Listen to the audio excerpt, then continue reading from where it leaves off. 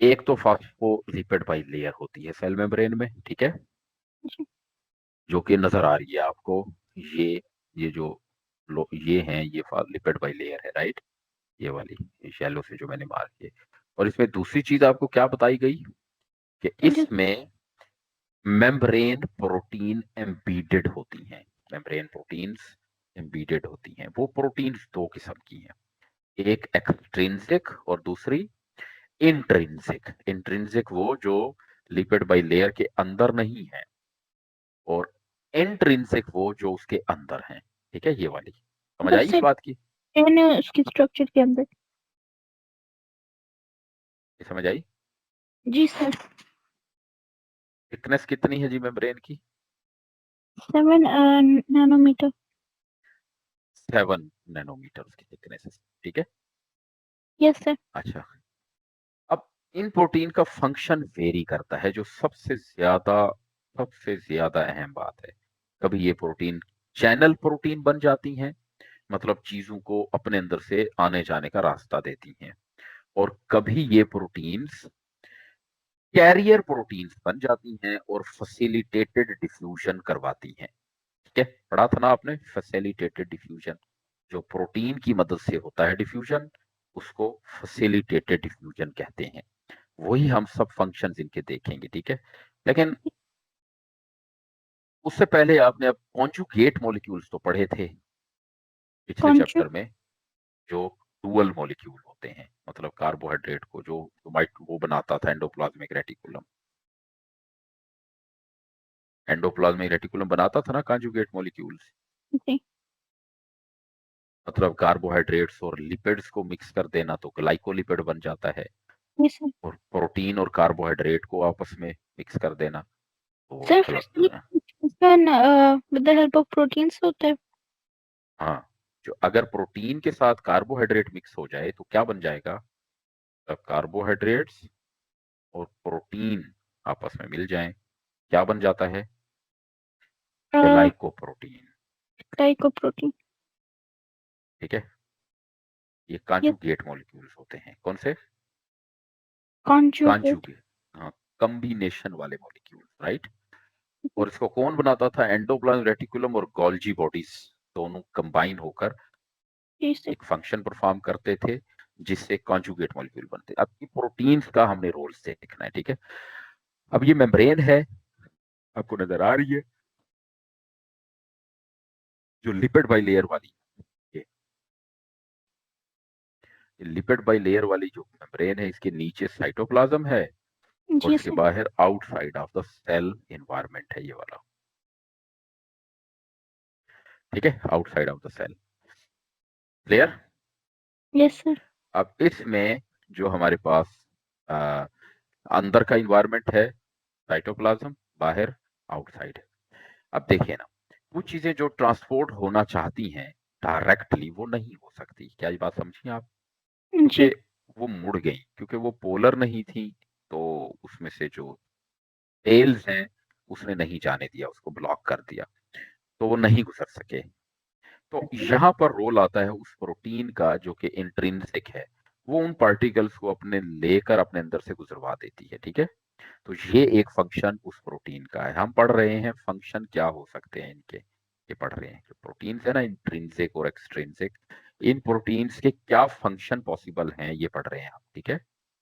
जी sir. उनमें एक function है कि कुछ मॉलिक्यूल जो सेल्स ब्रेन से डायरेक्ट पास नहीं हो सकते, उन मॉलिक्यूल्स को ये एक रास्ता प्रोवाइड करती हैं। मतलब रास्ता ही क्या, बल्कि उनको अपने अंदर से गुजरवा के पास करती हैं, जिसको हमने फैसिलिटेटेड डिफ्यूजन कहा था, राइट।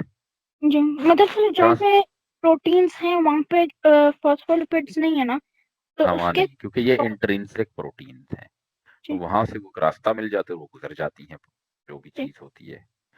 दूसरा फंक्शन, ये रिसेप्टर का रोल प्ले करती हैं प्रोटीन्स। क्या? रिसेप्टर का। ये रिसेप्टर का मतलब रिसेप्टर एक ऐसा सेल होता है, एक ऐसा सेल नहीं, स्ट्रक्चर होता है, जो चीजों को अपने ऊपर अटैच करता है। फिर हम आगे एक प्रोसेस पढ़ेंगे, सिग्नलिंग। फिर वो सिग्नलिंग के थ्रू उसको रेस्पॉन्स जनरेट करवाता है। सेल से रिस्पॉन्स जनरेट करवाता है। जैसे हार्मोन अगर एक सेल के अंदर जा रहा है तो वो अपने रिसेप्टर से बाइंड करेगा और जी फिर वो अपना रिस्पॉन्स इनिशिएट करवाएगा, मतलब एक स्टिमुलस की तरह एक्ट करेगा जिससे एक रिस्पॉन्स जनरेट होगा। सेम इसी तरह अगर कोई ड्रग सेल के अंदर जाना चाह रही है या कोई बैक्टीरिया या वायरस घुसना चाहता है, ये उसके लिए भी एक रिसेप्टर का रोल प्ले करती है। मतलब बाकी तो हमने A2 लेवल में पढ़ना है इसका डिटेल वर्जन, बस अभी इतना समझ लें कि ट्रांसपोर्ट ये जो प्रोटीन है हमारे पास, इंट्रिंसिक या एक्सट्रिंसिक, ये रिसेप्टर का रोल भी प्ले करती हैं, ठीक है। जी। तीसरा इनका फंक्शन ग्लाइकोप्रोटीन की फॉर्म में होता है या कॉन्जुगेट प्रोटीन तो की हम फॉर्म में। हार्मोन होता है या अटैच करता है अपने आप को। हाँ, इससे अटैच करता है, रिसेप्टर से रिसीव किया जाता है और फिर उससे प्रॉपर फंक्शन जनरेट होता है। अब कार्बोहाइड्रेट अगर जुड़ जाए उस प्रोटीन के साथ तो उस स्ट्रक्चर को ग्लाइकोप्रोटीन कहते हैं, और अगर लिपिड जुड़ जाए तो लिपोप्रोटीन कह देंगे, ठीक है। तो वो ये उसका रोल भी प्ले करती हैं, वो भी रिसेप्टर हो सकते हैं, ये वाली जो कॉन्जुगेट मॉलिक्यूल हैं, they can be receptor protein और they can be identifying purpose protein, या फिर ये चीजों को अपने अंदर से तो गुजरवाती तो उस तरह नहीं है जैसे ये काम करती हैं ट्रांसपोर्ट प्रोटीन, ये रिसेप्टर का रोल प्ले करती हैं, ग्लाइकोप्रोटीन होती हैं। आगे हम इसका डिटेल वर्जन पढ़ते हैं अभी, ठीक है, थोड़ी देर में, कि ये क्या रोल फर्दर क्या प्रोवाइड करते हैं। हाँ, दरमियान में ये मॉलिक्यूल्स कोलेस्ट्रॉल के होते हैं यहाँ पर, ये। ठीक है, तो ये भी मेंटेन करते हैं फ्लूइडिटी। हाँ, ये मेंटेन करवाते हैं फ्लूइडिटी को। अब जरा आप इसका फंक्शन देखें कि जो कॉन्जुगेट प्रोटीन है वो हमारे पास कैसे बनाई जाती हैं, वो हमने पहले पढ़ रखा है, याद है ना। ये वही स्लाइड है पिछले चैप्टर वाली जो मैंने आपको बताई थी कि प्रोटीन और कार्बोहाइड्रेट एंटर होते हैं गोल्जी अपरेटस में, वहां से वो ग्लाइकोप्रोटीन बनते हैं। फिर उस ग्लाइकोप्रोटीन से मुख्तलिफ चीजें बनाई जाती हैं, जैसे म्यूकस है, म्यूकस म्यूकस ग्लाइकोप्रोटीन की एक टाइप है, जो लिक्विड सा होता है ना म्यूकस, वो स्टिकी मटेरियल। अब आपने इसको ये समझना है कि हम जब इसके साथ एज अ रिसेप्टर एक्शन ले रहे हैं इसका, ठीक है, ग्लाइकोप्रोटीन का, तो कोई हार्मोन या ड्रग या बैक्टीरिया वायरस टॉक्सिन इसके साथ बाइंड करता है या एंटीबॉडी बाइंड करती है, बाइंडिंग के लिए यूज होते हैं रिसेप्टर्स। तो फिर आगे इवेंट्स होते हैं जो हम आगे पढ़ेंगे कौन से इवेंट्स होते हैं, ठीक है, हमने ये पढ़ना सर, है। ये येलो चीज क्या है, ये चेन है। ये कार्बोहाइड्रेट्स हैं, ग्लूकोज के मॉलिक्यूल हैं, कार्बोहाइड्रेट पॉलीसैकेराइड हैं ये। जी कार्बोहाइड्रेट जब प्रोटीन के साथ जुड़ जाता है तो वो ग्लाइकोप्रोटीन बनाता है। जी कार्बोहाइड्रेट का दूसरा नाम ग्लाइको होता है, गलाई, गलाई, ठीक है, शुगर। तो ये वो काम करते हैं। दूसरा इनका काम सेल टू सेल रिकग्निशन होता है। जो ग्लाइकोप्रोटीन होते हैं ना, जी या सर। जो रिसेप्टर प्रोटीन होते हैं, इनका एक काम तो हार्मोन्स को या दूसरी चीजों को बाइंड करना होता है, बाइंड करवाना और एक इनिशिएट करवाना रेस्पॉन्स को, या दूसरा काम इनका होता है सेल टू सेल रिकग्निशन। जी सेल को आइडेंटिफाई किया जाता है with the help of these proteins. आज की समझ आई, जी। ये इनका काम है। अच्छा।